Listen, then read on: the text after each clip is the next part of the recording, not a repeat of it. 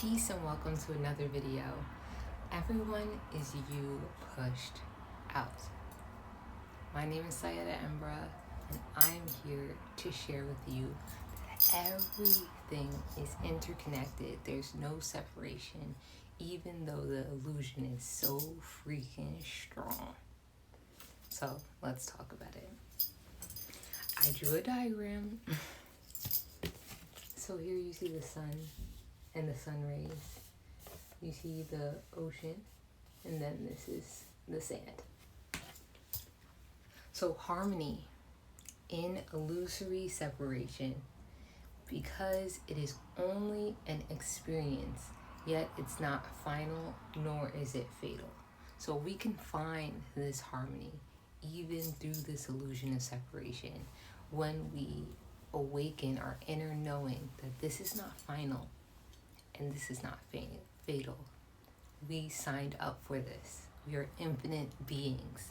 So no one can truly harm the truest aspect of us, even though aspects of our physicality, emotional body can be harmed or hurt here in the physical realm. So when we know this on a soul level, we can operate through the world in a different way, where we're not so caught up with how someone is treating us, but more so what are they revealing about us and revealing about the collective psyche. So the way that I have shifted my mind in order to take my power back in certain situations is by looking at the person, looking at whatever's going on, and asking myself, how can this help me grow? What is this revealing about me? What do I need to know more in this situation? About myself, about another? Because if everyone is me pushed out, that means I really have no enemies except for the part of myself that is seemingly against myself at that point in time. So the interconnectedness of life is really the law and the principle that I'm drawing from. If we're all interconnected, we all come from the same source. We are just different individualizations of that source. And that makes it so beautiful, because we can look at our relationships with other people. We could look at our experiences with the collective through the lens of love. And love still encompasses the pain that we do hold when we think about the collective and the turmoil and disorder. But it also comes from a place of neutrality, where it's like, okay, this is for our collective soul growth, and we're all connected to this. And how can I connect myself to the highest aspect of human life, the highest aspect of why we all chose to have this experience here as spirit beings? And so on a micro level, everything is the same to the macro. So we have microorganisms. I like to think of things through science and through biology, because that's my background, and so it just helps my brain, so I hope it helps you. So with the macro, if we think of it on a cellular level, the cells have different organelles. These organelles have certain tasks that they have to do every single moment to make sure that they can sustain life, because cells want to sustain life. Everything that's individualized wants to sustain its own life. That's key. Everything that's individualized wants to sustain its own life, which is no issue. It's no issue. But the issue comes when there's ego in the way and all that of like, I don't want you to sustain your life, I just want to sustain mine.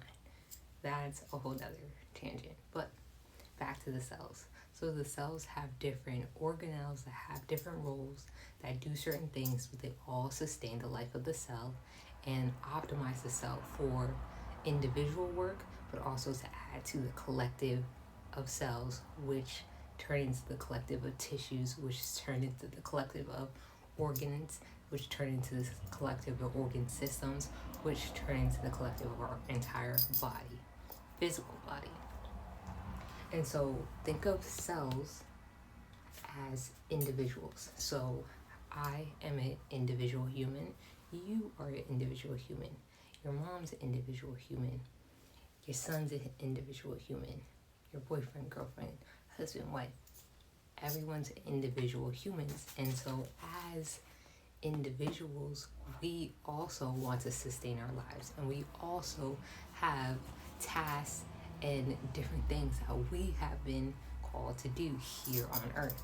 That's the beautiful thing about it. Some don't know, some are revealing it, some are already living on that purpose, on that task. The higher we can get as individuals, the higher frequency we can hold, the love that we can hold affects the entire organism. So just like cells affect the entire organism, the organ systems, and the life that that organism sustains, just as it is, the individuals sustain the collective. That is why how we feel on an individual level, our level of consciousness on an individual level, influences the collective psyche. So when you are healing, when you are enlightening the darkness within your own self, the shadows, integrating those shadows, becoming more aware of your patterns and loops, becoming more aware of your pain to show and shed light onto your pain, to disintegrate it, then you are helping to grow your own conscious awareness, get back to the source energy that you are, but also you're helping the collective raise its frequency. That's how powerful you are, and that's how powerful I am. And so the work that we do is not in vain. Yes, it benefits us, for sure. It benefits us on an individual level. But let's look at it as it's benefiting as well the collective psyche and the collective energy or aura of the planet. So, along with the interconnectedness, let's look at how sun rays are like cells, are like the microcosm, and the sun, like individuals, well, the sun is really source, so that's a whole nother aspect I could write. Let me find my pen. But the sun is source, and sun rays are us. So we, as individuals, we're sun rays. We're shining light on our experience. We're living our life, and we are a sun ray, a beam of light. We are connected to this source, this one source, that we can all feel, we all have access to, even though in some parts of our life we may feel like we are super far from that source, but it's just illusory. If the sun ray is all the way down here and it's hitting the water, glistening on the ocean, it could feel like it's really far and now it's in different territory it's not used to, but it knows where it comes from. It knows that it's the source. Let's look at drops in the ocean, drops of water.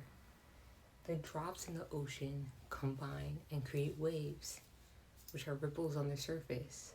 But then there's also still the stillness of the deep in the ocean. And that is how the H2O, or the molecules that are creating that water, that form that water, are still the molecules that form the great expansiveness of the water as a collective.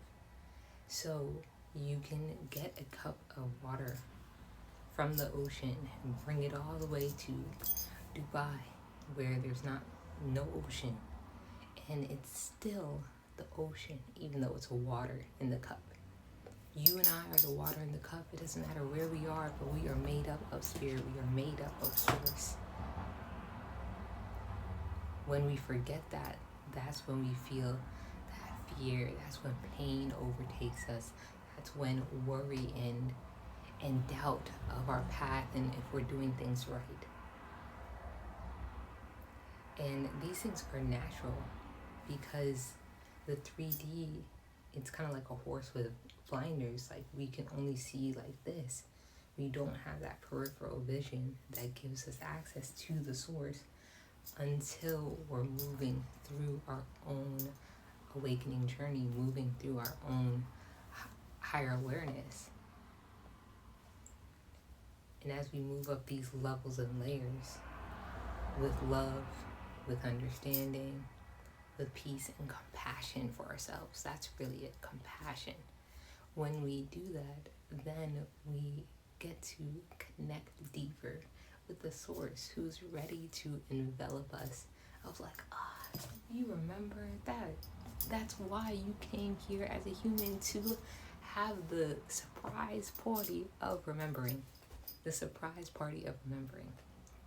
To forget and then to remember, because remembering is the fun part.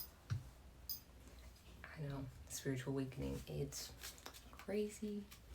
You could feel like you're getting swallowed up. You could feel like everything is like coming on around you. Everything's triggering you. There's lessons on lessons every fucking day, and it could be like, you know what, just give me one day and I just want to chill. I just want to chill. I don't want to learn nothing new. I just want to chill. But regardless, in the grand scheme, when we zoom out, we can see that the surprise party is the act of remembering. Like, what? I'm source. I could do this, I could do that, I could do anything, really? Anything that I imagine already exists. So that means if I imagine it, believe in it, sit in the conception of that with conviction to my perception, then it's all good. Like, it will materialize. That's what you're telling me? That's what I came here for? The materialization, the game of materialization? Yes. Yes. Yes. So, separation, when we think of the source, the sun and sun rays, the drops in the ocean and the waves and the deep ocean, when we think of ourselves and then our physical bodies, when we think of individuals in a system or society, and then we think of countries, nations, communities, globally, separation is just a matter of degree and frequency. Separation is just a matter of degree and frequency, varying to a certain degree, but it doesn't mean the core materials, the core essence is the same. It doesn't mean that it's not the same. So that's the beauty of experiencing the separation, even though it's tough, even though it's hard and uncomfortable. I think that's really the word, it's uncomfortable.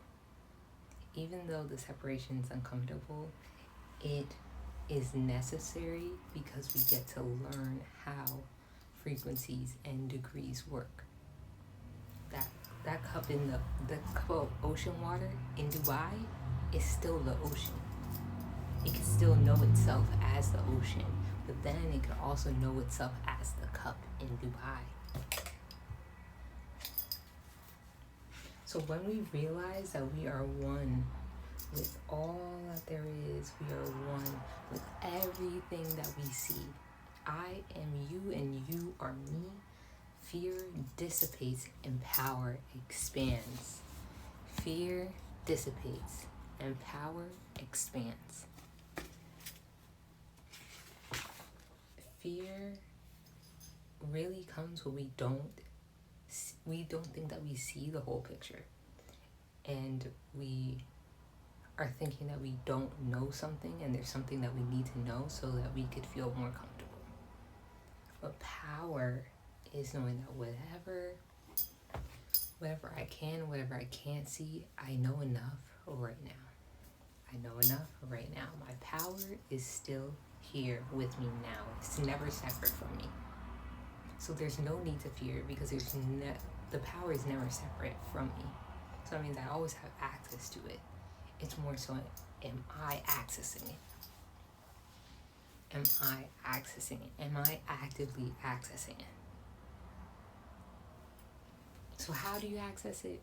What's the point? Why do we need to access it if we're always connected, like you're saying, Sai? Well, because this illusion is so strong. Because our ego and the thought loops and patterns can be so strong and have a grip on our psyche, which causes us to slip into unconsciousness, slip into forgetfulness of our true nature. There are things that we can, there are things and practices, rituals that we can do to embody more of Source in a certain moment. Whether that's focusing on our breath,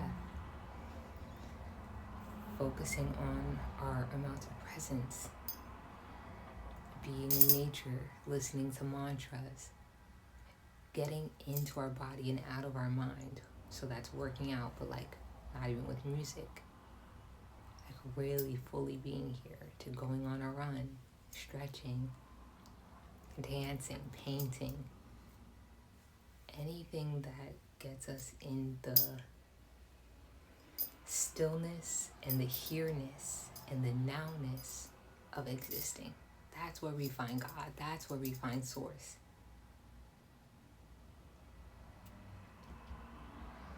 So the way, the path is completely up to you of how you get there. But know that you can get there, and there are different modes that would feel more aligned for you in your heart space. So that's for you to discern, for you to connect with, for you to learn about yourself. That's the beauty of this individualization. There's no one size fits all, but all fit.